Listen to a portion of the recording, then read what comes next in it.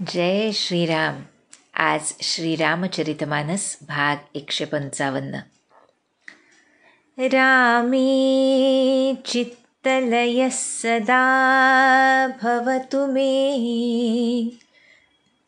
भो राम मामुद्धर. अनन्यसाधारण निष्ठा या भगवत कृपेनं होणाऱ्या चित्तलयामध्ये सहाय्यक असते असं आम्हाला संत सांगतात.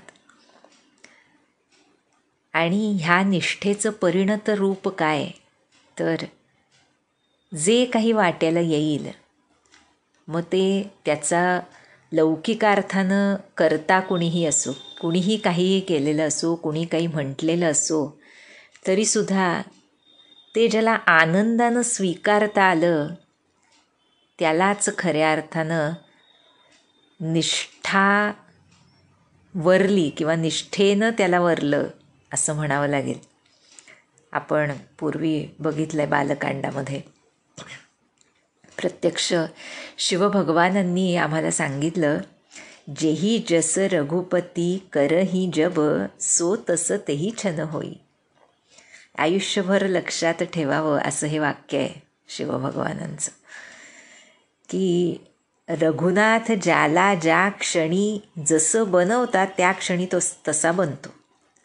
म्हणजे राम करता हा भाव प्रत्येक क्षणी ज्याच्या हृदयामध्ये जिवंत आहे आणि राम करता असल्यामुळे तो जे करतो आहे ते योग्यच करतो आहे, या भावाबद्दल ज्याची निष्ठा थोडी देखील डळमळीत होत नाही, त्याच्या चित्तामध्ये कोणत्याही क्षणी भगवंताशिवाय, आपल्या सद्गुरूंशिवाय इतर कोणता विचार असूच शकत नाही. आणि मग अशा चित्ताचा लय अगदी स्वाभाविकपणे प्रभुचरणी होतो आणि सर्व पूर्वसंस्कार पुसून जातात. आणि हा जो स्वीकार असतो तो अत्यंत आनंदानं घडलेला असतो. किंबहुना जर आनंदानं घडला तरच त्याला स्वीकार म्हणतात. जसा स्वीकार आमच्या लक्ष्मणानं केला आहे, जसा स्वीकार आमच्या माऊली सीतामातेनं केला आहे, त्यांना अत्यंत हर्ष आहे की प्रभू श्रीरामांबरोबर आम्हाला वनवासात जायला मिळतं आहे. त्यामुळे दोघं अत्यंत आनंदामध्येच सर्व दान कर्म पुण्य करून श्रीरामांबरोबर वनात निघण्यास सज्ज झालेत. अशा रीतीनं हे तिघे प्रभू श्रीराम, माता सीता आणि लक्ष्मण वनात जाण्यासाठी तयार आहेत. पण अगदी स्वाभाविकपणे यांच्यावर आणि मुख्यतः प्रभू श्रीरामांवर निरतिशय प्रेम करणारी ही अयोध्येची जनता मात्र अत्यंत शोकमग्न आहे. त्याचं वर्णन तुलसीदासाच करतायत. म्हणाले, कहही परस परपुर नर नारी, भली बनाई विधि बात बिगारी, तन कृस मन दुख बदन मलिने, बिकल मन हु माखी मधुचीने, करमी जही सिरो धुनि पछिताही, जनु बिनु पंख बिहग अकुलाही, भई बड़ी भीर भूप दरबारा, बरनी न जाई बिषादु अपारा. अयोध्यापुरीतले स्त्री पुरुष म्हणतायत एकमेकांमध्ये की विधात्यानं आमचं पूर्णपणे सगळं जे घडून येत होतं ती गोष्ट बिघडवून टाकली. त्यांचं शरीरसुद्धा त्या शोकामुळे दुर्बल झालं होतं, मन दुःखी होतं, सर्वांचं मुख मलूल झालं होतं. तुलसीदास म्हणतात, मध काढून घेतला की कशा मधमाशा व्याकुळ होतात तसे ते झाले होते. सर्वजण हात चोळत बसले होते, डोकं बडवून घेऊन पश्चात्ताप करत होते. तुलसीदास म्हणतात, जनु बिनु पंख बिहग अकुलाही. पंख नसावेत एखाद्या पक्षाला तर तो कसा व्याकुळ होईल. पहा बरं किती सुंदर वर्णन आहे, किती शिकवणारं वर्णन आहे. काय आहे इथे तर जणू पंख म्हणजे भक्ताचे आराध्य.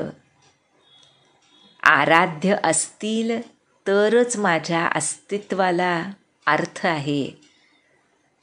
तसं पक्ष्यांना जसं वाटत असतं की पंख असतील तर माझ्या अस्तित्वाला अर्थ आहे, नाही तर माझ्या अस्तित्वाला अर्थच नाही, ते उरूच नाही आहे असं जसं वाटावं, तसं या अयोध्येतल्या भक्त मंडळींना, जे सर्वच भक्त आहेत, अनन्यसाधारण भक्त आहेत भगवंतांचे, ज्यांना श्रीरामांशिवाय आयुष्यच माहीत नाही, प्रत्येकाच्या घरामधल्या प्रत्येक गोष्टीमध्ये श्रीराम सामावलेले आहेत, अशी ही अयोध्येची प्रजा आहे. त्यांना अत्यंत दुःख झालं आहे की जगावं कसं हेच कळेना, अशी त्यांची अवस्था आहे. अपार विषाद सगळीकडे पसरला आहे. आणि तुलसीदास म्हणतात, कसं मी वर्णन करू त्या विषादाचं. त्याच वेळी श्रीराम, सीता आणि लक्ष्मण महाराज दशरथांकडे निरोप घेण्यासाठी आणि नमस्कार करण्यासाठी गेलेत. आता त्याचं वर्णन तुलसीदास करतायत. म्हणतात, सचिव उठाई राऊ बैठा रे, कही प्रिय बचन राम पगुधारे, सिय समेत दो तनय निहारी, व्याकुल भयउ भूमिपति भारी. श्रीराम आलेत अशा गोड शब्दांनी मंत्र्यांनी राजाला उठून बसवलं. आणि सीता आणि दोन्ही आपले पुत्र हे वनात जाण्यास सिद्ध झालेत हे बघून अत्यंत व्याकुळ झाले दशरथ महाराज. काय त्यांची अवस्था वर्णन करावी, कशी करावी. सिय सहित सुत सुभग दो, देखी देखी अकुलाई, बारही बार स्नेह बस, राऊले उरलाई. आपल्या लाडक्या सुनेसह दोन्ही सुंदर अशा लेकरांना बघून राजांना भडभडून येत होतं. प्रेमानं वारंवार त्यांना हृदयाशी धरत होते, पण काहीच बोलू शकत नव्हते. सकई न बोली बिकल नर नाहू, शोक जनित उर दारुण दाहू, नाईसी सुपद अति अनुरागा, उठी रघुबीर बिदा तब मागा, पितु असीस आय सुमोहि दीजे, हर्ष समय भीषम उकत कीजे, तात किए प्रिय प्रेम प्रमादु, जसु जग जाई होई अपबादु, सुनि स्नेह बस उठी नर नाहा, बैठा रे रघुपति कही बाहर, सुनहु तात तुम कहु मुनि कही, रामु चराचर नायक अहि, शुभ अरु अशुभ कर्म अनुहारी, ईसु देई फलु हृदय बिचारी, करई जो कर्म पाव फल सोई, निगम नीति असी कह सबु कोई, और करई अपराध को और पाव फल भोगु, अति विचित्र भगवंत गति को जन जानई जोगु.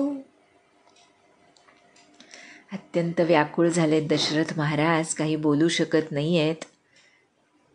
दारुण दाहू म्हटले, दाह निर्माण झाला हृदयामध्ये की हे काय घडतंय माझ्या डोळ्यांसमोर.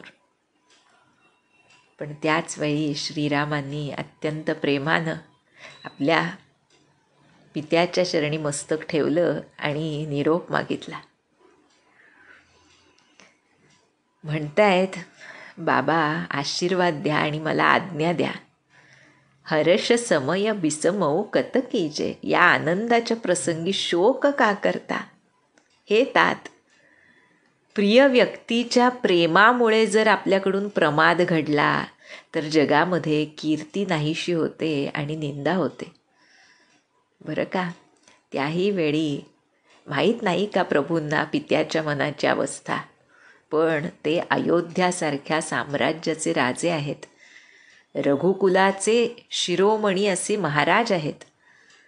त्यांच्या हातून कोणतीही चूक होऊ नये, मोहवश होऊ नये, प्रिय व्यक्तीच्या प्रेमामुळे होऊ नये, यासाठी प्रभू त्याही वेळी त्यांना सांगतायत. हे जेव्हा ऐकलं तेव्हा राजा प्रेमानं उठून बसले, श्रीरामांचा हात धरून त्यांना आपल्याजवळ बसवलं आणि म्हणाले, बाळा, मुनी लोक म्हणत असतात श्रीराम चराचराचे स्वामी आहेत.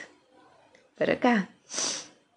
पुढे म्हणतायत दशरथ महाराज, शुभ अशुभ कर्मांचा विचार करून ईश्वर फळ देतो आणि ज्याचं कर्म असतं त्यालाच त्याचं फळ मिळतं असं म्हणतात ना, की सर्वजण म्हणतात वेदांमध्ये हाच नियम आहे. पण यावेळी मात्र उलटं घडतंय रे. अपराध कोणी दुसऱ्यानं करावा आणि फळ तिसऱ्या कोणाला तरी मिळावं असं सुरू आहे. आपल्याला मिळालेल्या शापाची आठवण इथे दशरथ महाराजांना होती. श्रवण बाळाच्या मृत्यूनंतर त्याच्या व्याकुळ झालेल्या आईवडिलांनी तुला देखील हाच पुत्रविरह भोगावा लागेल, हा जो शाप दिला तो माझ्या कर्मानं दिला, त्याचं फळ तुला का भोगावं लागतंय, असं इथे दशरथ महाराज विचारत आहेत. आणि पुढं म्हणतात, खूप विचित्र आहे भगवंताची लीला. भगवंताची लीला जाणेल असा कोण आहे जगामध्ये. अशा रीतीनं पुढे म्हणतायत की काहीही करून त्यांनी मागं राहावं, थांबावं, यासाठी दशरथ महाराज प्रयत्न करतायत. पण राय राम राखन हित लागी, बहुत उपाय किए छलु त्यागी, लखी राम रुख रख रहत न जाने, धर्म धुरंधर धीर सयाने. खूप प्रयत्न केले राजा दशरथांनी, जाऊ नका जाऊ नका. पण धर्मधुरीण, अत्यंत धैर्यवान आणि बुद्धिमान अशा श्रीरामांचा कल कुणीकडे आहे ते त्यांच्या लक्षात आलं. एकंदर आता काही ते थांबणार नाहीत हेही लक्षात आलं. तेव्हा मात्र आपल्या लाडक्या सुनेबद्दल त्यांना फार वाईट वाटू लागलं. म्हणताय तुलसीदास, तब नृपसिय लाई उरलीनी, अतिहित बहुत भांति सिख दीनी, कही बन के दुख दुसह सुनाए, सासु ससुर पितु सुख समुझाए. आपल्या लाडक्या सीतेला हृदयाशी धरलं सासऱ्यांनी, दशरथ महाराजांनी. प्रेमानं खूप समजावायचा प्रयत्न केला. वनामध्ये किती दुःख क्लेश कष्ट असू शकतात हे तिला समजावून सांगितलं. आणि सासू सासरे पिता यांच्याजवळ राहण्यामधलं सुख समजावून सांगितलं. राजा दशरथांनी स्पष्ट सांगितलं होतं सीतेला, तू इथे राहा, तुला इथे नकोय ना, इथे श्रीराम नाहीत म्हणून नकोय ना, तू जनक महाराजांकडे जा, मिथिलेला जा, तिथे राहा 14 वर्ष, पण वनात जाऊ नकोस.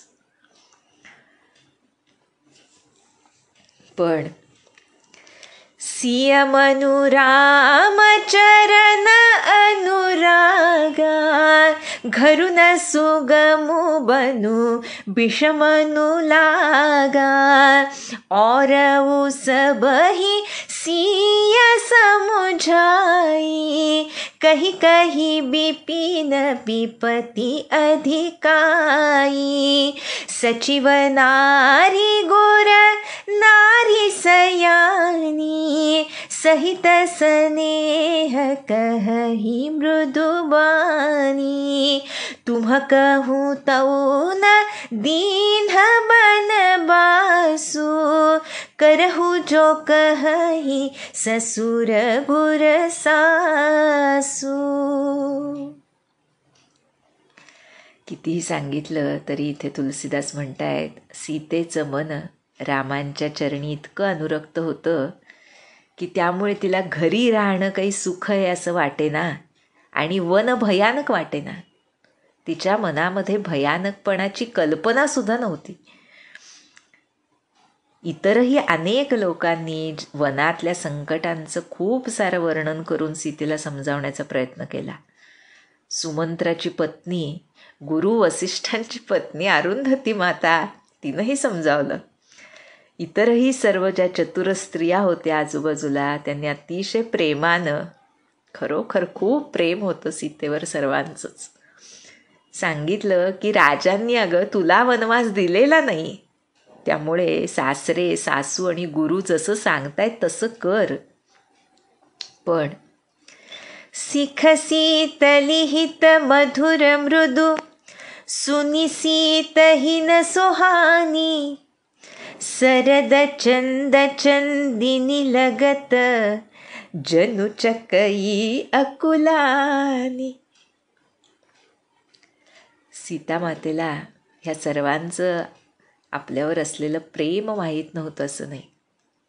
पण जसं मागच्या भागामध्ये सुमित्रा मातेनं सांगितलं, सब मानीय ही राम के नाते. सर्व प्रिय आहेत सीतामातेला, पण कुणामुळे प्रिय आहेत तर रामांच्या नात्यामुळे प्रिय आहेत. पण तिचं जीवन सर्वस्व, जानकी जीवन जे आहे ते म्हणजे फक्त श्रीराम आहेत. त्यामुळे ह्या सर्वांचं बोलणं कितीही हितकारक आणि प्रेमळ असलं तरीसुद्धा सीतेला मात्र क्लेश होऊ लागले, बरं वाटे ना तिला. तुलसीदास उपमा देत आहेत, शरद ऋतूच्या चंद्राच्या चांदण्याचा स्पर्श होता जशी चकवी व्याकुळ होते. म्हणजे कितीही झालं तरी आता मला श्रीरामांनी आज्ञा दिली आहे सोबत येण्याची, ह्या सर्व गोष्टींमुळे त्याच्यावर पाणी पडू नये अशी भीती कुठंतरी तिच्याही मनामध्ये आहे, जशी लक्ष्मणाच्या मनात होती. त्यामुळे सीता व्याकुळ झाली. पण हे सर्व सुरू असताना एक व्यक्ती अशी होती जिला वाटत होतं ह्यांनी लवकर आता निघावं. सिय सकुच वस उतरून देई सोसुनी तमकी उठी कैकेयी मुनिपट भूषण भाजन आनी आगे धरी बोली मृदुबानी. द्रुपही प्राण प्रिय तुम रघुबीरा सील स्नेहन छाड़ी ही भीरा सुकृतु सुजसु परलोक नसाऊ तुम ही जान बन कहीं न काऊ.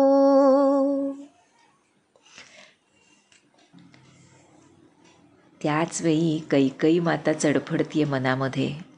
त्यामुळे आता अजून उशीर होऊ नये असं वाटून वल्कलं, मेखला, माला, आभूषण आणि कमंडलू म्हणजे मुनिवेशाचं जे साहित्य ते आणून तिनं श्रीरामांच्या समोर ठेवलं आणि म्हणतीये, हे रामा, तुला माहिती आहे की दशरथ महाराजांना तू प्राणप्रिय आहेस. प्रेमामुळे त्यांचं मन दुर्बल झालं आहे. त्यांचा स्वभावच आहे तो, त्यामुळे त्यामध्ये बदल होऊ शकत नाही. त्यांचं पुण्य, कीर्ती आणि परलोकातलं हित जरी नष्ट झालं तरी ते तुला कधी वनात जायला सांगणार नाहीत. त्यामुळे म्हणतीये, अस बिचारी सोई करहु जो भावा, राम जननी सिख सुनि सुख पावा, भूप ही बचन बानस लागे, करही न प्राण पयान अभागे. ते तुला जायला सांगणार नाहीत हा विचार कर आणि आता तुला जे योग्य वाटेल ते कर, असं कैकेयी माता म्हणतीये. आणि राम जननी सिख सुनी सुख पावा, जननीनं आपल्या मातेनं हा दिलेला उपदेश ऐकून रामांना आनंद वाटला. पण भूप ही बचन बाण समलागे, राजा दशरथांना मात्र हे बोलणं बाणाप्रमाणे बोचलं. विचार करतायत, किती अभागी आहे मी, माझे प्राण अजून का जात नाहीत. हा प्रसंग वाल्मिकींनी इतका अफाट वर्णन केलाय, इथे दिलेलं नाही. पण कैकेयी मातेनं सीतेसमोर वल्कल आणून टाकली की आता तू ह्या राजवेशामध्ये जायचं नाहीस, वल्कल नेसायची आणि जायचं. सर्वजण इतके उदासीन झाले, आक्रोश करू लागले. अयोध्येच्या साम्राज्याची सून वल्कल नेसणार. अर्थात रामांनी तिकडं वर्णन केलंय वाल्मिकींनी की निर्विकारपणे ती वस्त्र घेतली, नेसली. पण सीता मात्र एक प्रकारे घाबरली, असं वर्णन केलंय वाल्मिकींनी. का बरं? इतकं सुंदर वर्णन आहे. राजकुमारी ती, नेहमी उंची राजवस्त्र परिधान करणारी, माहेरी आणि इकडे सासरी सुद्धा, ती विचारतीये कुणाला बरं? प्रत्यक्ष आपल्या पतीला विचारते, कारण कळत नाहीये कुणाला विचारावं.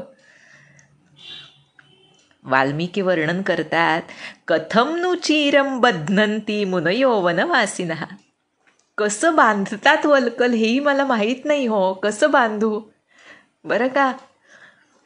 आणि वर्णन आहे वाल्मिकी रामायणात, प्रभू श्रीराम प्रत्यक्ष स्वतः पुढं होऊन असलेल्याच वस्त्रांवर सीतेला वल्कल धारण करायला लावतात. ते बघून सर्वांचा जो आक्रोश वर्णन केलाय वाल्मिकींनी तो असाध्य आहे, असह्य आहे. आणि राजा दशरथांची अवस्था तर खरोखर वर्णनातीत, इतकी वाईट अवस्था आहे. पण या वर्णनामध्ये वसिष्ठांनी एक अत्यंत महत्त्वाची गोष्ट घातली आहे, जी आमच्या सीता मातेची थोरवी, तिचा मोठेपणा, तिचा काय गौरव होता हे दाखवून देतो. तिथे वाल्मिकी म्हणतात, दशरथ महाराज अतिशय रागावले, अत्यंत कठोर मुद्रा झाली त्यांची, जेव्हा कैकेयीनं सीतेला वल्कल धारण करायला लावली. आणि त्यावेळेला दुष्टे कुलकलंकिनी अशा अपशब्दांचा मारा राजा दशरथ कैकेयीवर करतायत. आणि तिला सांगतायत की तुला माहिती आहे का कोण आहे सीता? म्हणतात, अनुष्ठास्यति रामस्य सीता प्रकृतमानसनम, आत्मा हि दाराः सर्वेषां दारसंग्रहवर्तिनां, आत्मेयमिति रामस्य पालयिष्यति मेदिनीम. बरं का, फार सुंदर वर्णन आहे. म्हणतात, तुला माहिती आहे का मी सीतेला आज्ञा दिलेली नाही वनवासात जाण्याची, तरीसुद्धा तू तिच्यासमोर वल्कल आणून टाकली आहेस. तुला माहिती आहे का, जे राजसिंहासन रामाला प्राप्त होणार आहे त्याचाच सीता स्वीकार करील आणि राम येईपर्यंत माझी सून राज्य करील. कैकेयी जाणून घे, सर्व गृहस्थाश्रमी पुरुषांचा स्त्री हा आत्मा आहे. त्यामुळे पालयिष्यति मेदिनीम, राम परत येईपर्यंत सीता पृथ्वीचं परिपालन करील. बरं का, खूप सुंदर. वाल्मिकी रामायणातले काही भाग जे आहेत त्या खरोखर अवर्णनीय सुंदर आहेत. ज्यामध्ये आपल्याला आपल्या पूर्वजांचं काय स्थान होतं. म्हणजे अनेक वेळेला जे मिथ्यारोप केले जातात की आपल्याकडे स्त्रियांना मान दिला जात नव्हता वगैरे वगैरे, ह्या सर्व गोष्टी खूप नंतरच्या आहेत. जो खरा त्रेता युगासारखा शुद्ध काल होता, त्यामध्ये स्त्रियांना जो मान होता त्याचं वर्णन यासारखं वाल्मिकींनी करून ठेवलं आहे. त्यामुळे आपल्याला आज समजतं त्यावेळी स्त्रीला राज्य करण्याचा अधिकार देण्यात आला होता, हेच ह्यातून समजतं. अशा ह्या सीतेला कैकेयी माता वल्कल परिधान करायला लावतीये आणि लवकर निघा वनवासात असं सांगते. आणि म्हणून लोग बिकल मूर्छित नर नाहू, काह करिय कछु सुजन काहू, रामु तुरत मुनि बेशु बनाई, चले जनक जननी सिरुनाई, सजीवन साजु समाजु सबु, बनिता बंधु समेता, बंदी विप्र गुर चरण प्रभु, चले करि सबहि अचेता, निकसी वसिष्ठ द्वार भय ठाढ़े, देखे लोग बिरह दव दाढ़े, कही प्रिय बचन सकल समुझाए, विप्र वृंद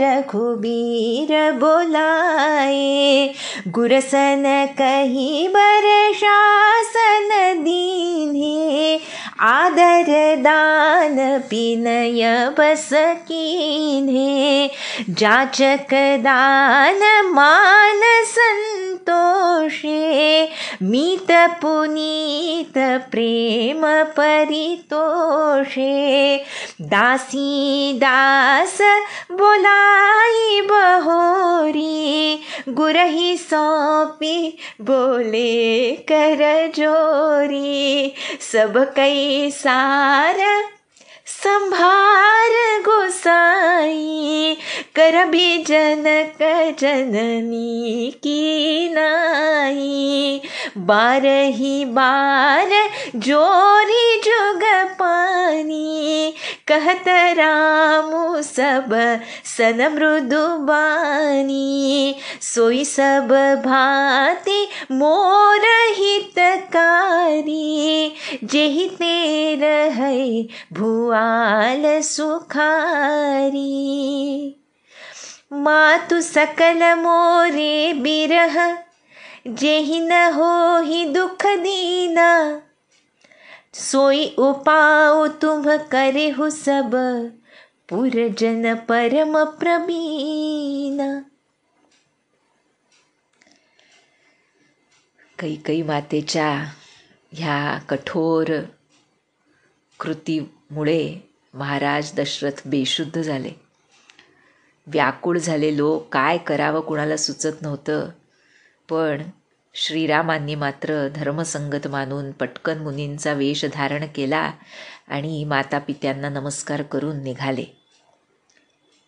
वनात जे आवश्यक ज्या गोष्टी जरूर होत्या, कमीत कमी जे सामान आवश्यक होतं ते घेऊन सोबत पत्नी सीता आणि भाऊ लक्ष्मण यांच्यासह श्रीरामचंद्र सर्व विप्रवरांना गुरूंना वंदन करून सर्वांना जवळजवळ अचेत करून निघालेत. स्तब्ध झालेत, कुणालाच काही सुचत नाही. बाहेर पडले राजमहालातून आणि प्रप्रथम वसिष्ठांच्या द्वारी जाऊन उभे राहिले. सर्वच लोक समोर जे उभे होते ते वियोगाच्या अग्नीत होरपळतायत हे त्यांनी बघितलं. सर्वांना समजावलं गोड शब्दांनी आणि मग सर्व विप्रमंडळींना बोलावलं. आपल्या गुरूंना सांगून त्या सर्वांना वर्षभरासाठी अन्न आणि दान दिलं. याचकांना दान देऊन संतुष्ट केलं, त्यांचा सत्कार केला आणि मित्रांना सुद्धा प्रेम परितोषे. अत्यंत पवित्र मनानं त्यांना आनंद होईल असं केलं. दासदासींना बोलावलं, त्यानं गुरूंकडे सोपवलं. बरं का, पहा बरं, आपण म्हणतो समदर्शित्व, ते इथं दाखवत आहेत आम्हाला श्रीराम, की सर्व दासदासींना, सेवक सेविका जे आहेत तिथले राजमहालातले, त्यांना सर्वांना बोलून वसिष्ठांकडे सोपवलं आणि म्हणाले, हे गुरुवर्य, माता पित्याप्रमाणे या सर्वांचा सांभाळ करा. म्हणजेच सीताराम जे त्यांचे खरे माता पिता आहेत, ते त्यांचा कसा सांभाळ करतायत हे ह्यातून दिसतं.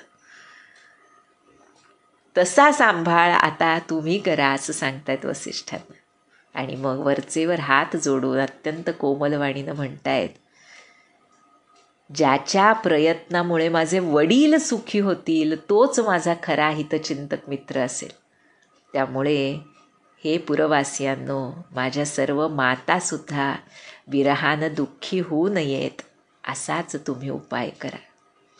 अशा रीतीनं आपल्या प्रजाजनांसोबत जे अत्यंत विरह व्याकुळ आहेत त्यांच्यासोबत श्रीराम बोलतायत, त्यांना सोपवतायत, त्यांना एक प्रकारे आश्वस्तही करतायत आणि त्यांच्याकडूनही एक प्रकारचं आश्वासन मागतायत. असा हा अत्यंत विचित्र प्रसंग आहे, ज्यामध्ये आता बाहेर पडल्यानंतर काय काय घडतं ह्याचं वर्णन तुलसीदास करतील. ते आपण पुढच्या भागात बघूया. जानकी जीवन स्मरण. जय जय राम.